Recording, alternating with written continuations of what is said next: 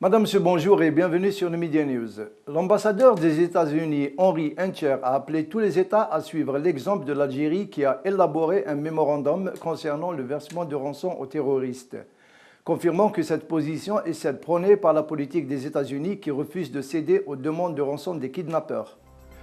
Henry Hencher est dans son allocution devant les experts de la lutte antiterroriste venus des 4 coins du globe au siège du Centre africain d'études et de recherche sur le terrorisme à Alger, a déclaré que les USA soutiennent pleinement le gouvernement algérien dans ses efforts constants de lutte contre le terrorisme et affirme que son pays s'attache à réduire l'accès au financement des groupes terroristes.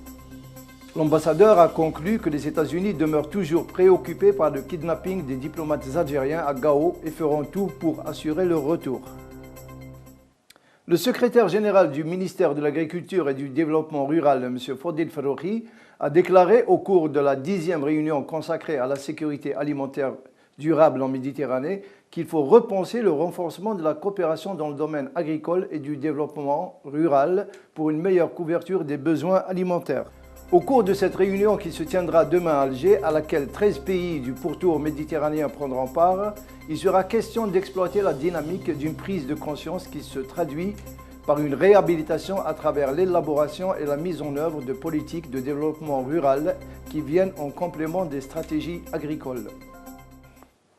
L'assassin présumé de l'opposant tunisien Chokri Belaid a été abattu lors d'une opération antiterroriste, a annoncé le ministre de l'Intérieur tunisien Lotfi Benjeddou. La garde nationale a réussi l'élimination de 7 terroristes. Les analyses ont révélé l'identité de certains d'entre eux, parmi lesquels figure Kamal Gedgadi, l'assassin présumé de l'opposant tunisien Chokri Belaid, tué le 6 février 2013.